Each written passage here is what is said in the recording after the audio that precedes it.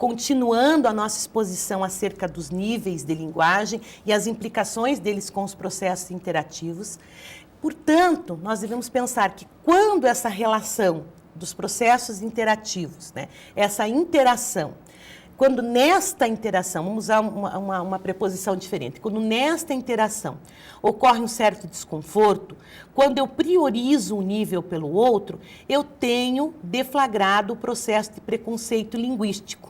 Por isso, eu devo pensar na definição de preconceito linguístico e na implicação do preconceito linguístico com a questão dos processos interativos, que é o eixo da nossa disciplina, que é o objetivo de discussão da nossa disciplina. Os processos interativos e o preconceito linguístico. Por que nós devemos pensar sobre isso? A observação dos níveis de linguagem permite afirmar que determinadas variáveis opõem-se entre si. Então, a partir do momento que eu crio uma situação de contraposição, ou quando eu supervalorizo um nível em detrimento do outro dentro desse processo interativo, eu deflagro um processo de preconceito linguístico que vai, indubitavelmente, interferir nesse tripé de relação, de interação, de transformação de informação em conhecimento entre aluno, professor e conhecimento. Vamos pensar sobre o preconceito, então. Segundo Prete, teríamos, portanto, uma linguagem culta ou padrão e uma linguagem popular ou subpadrão. A primeira tem maior prestígio e se usa em situações de maior formalidade. Não há o que discutir aí, né, pessoal? A segunda, de menor prestígio, é empregada nas situações coloquiais de menor informalidade.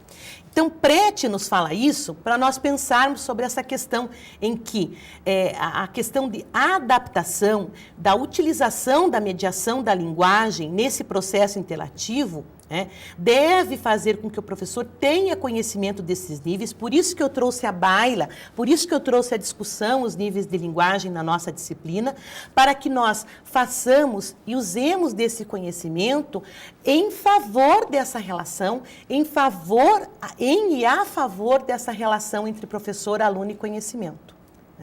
Para que nós lembremos que este prestígio, ele já acontece fora da sala de aula, que eu devo deixar o aluno saber, conhecer, ter ciência de que existe esse prestígio da língua padrão e o desprestígio da língua coloquial, mas sempre valorizando, procurando trazer para o contexto da sala de aula essa relação do outro, esse conhecimento do outro, porque quando eu digo relação de professor, aluno e conhecimento, eu não disse, vejam bem, pessoal, o nome da nossa disciplina, Processos Interativos Professor, Aluno e Conhecimento, quando eu usei a palavra conhecimento, eu não estou querendo dizer que esse conhecimento é apenas do teórico, que vai embasar a disciplina que você vai dar aula. É o teu conhecimento, professor, é o conhecimento do aluno e é o conhecimento que você vai tentar, trazer à baila na tua sala de aula.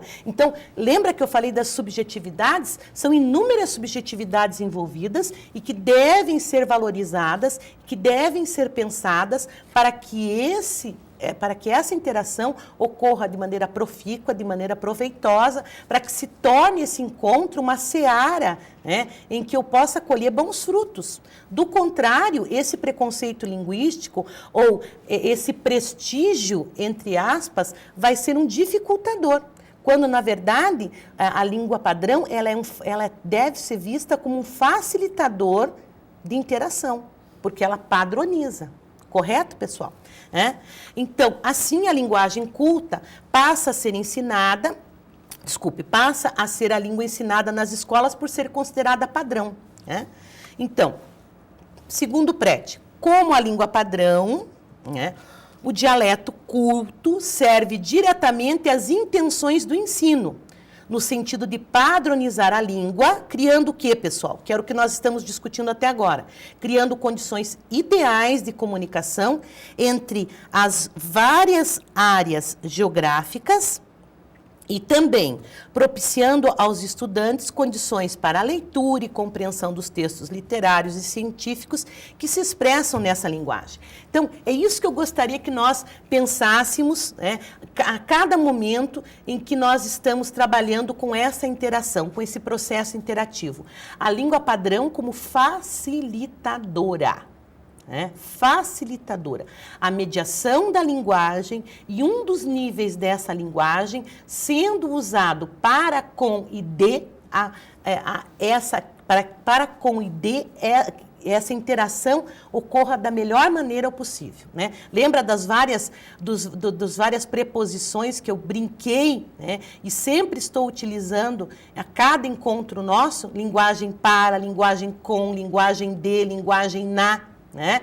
Como mediadora, nós vamos pensar sempre nessas preposições, porque cada preposição vai trazer uma relação e cada preposição vai libertar, digamos assim, esse professor dessa relação desigual de ele estar sempre passando. Ele não está só passando, ele está interagindo com esse conhecimento, com esses conhecimentos e com essas subjetividades, né? Isso é maravilhoso, né? Quando nós pensamos em que não temos nós a única função de só, né, de remeter, né? Lembra do remetente, né? Ai, que maravilha, né? Nos elementos da comunicação, como eram vistos lá por Jacobson, né? Nós apenas somos remetentes e você aí do outro lado é apenas o receptor.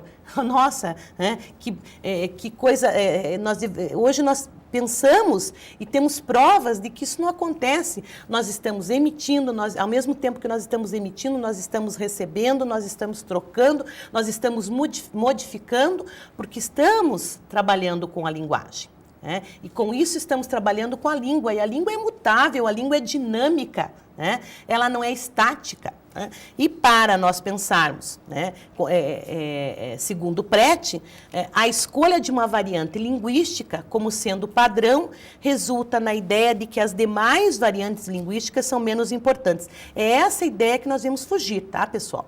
É o caso do falar sulista, em especial o carioca, né, divulgado nas rádios, televisão, como sendo o ideal e o correto. Então, a busca do nível culto, do nível padrão, nessa relação professor-aluno e conhecimento, como facilitadora. É uma busca para que se facilite essa interação.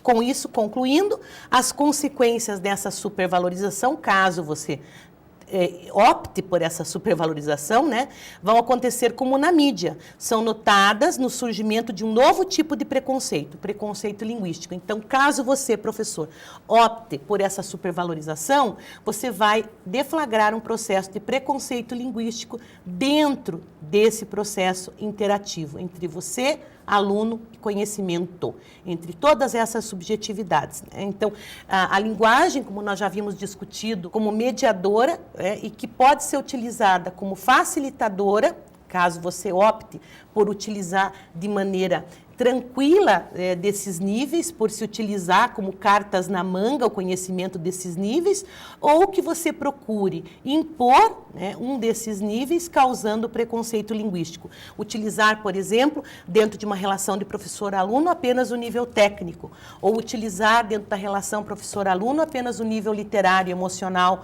ou utilizar dentro da relação professor-aluno apenas o nível coloquial, ou utilizar nessa relação professor-aluno apenas o nível padrão, né? O equilíbrio, né? O equilíbrio é sempre o caminho, a boa escolha é sempre o equilíbrio entre esses níveis, né? E com isso, né, a cada bloco nós estamos entendendo, né, que esses processos interativos são processos interativos entre subjetividades. Então, por isso, sempre nós, como participantes desse processo, sempre estarmos nos questionando e sempre nos aprofundando aí acerca da linguagem. Até já!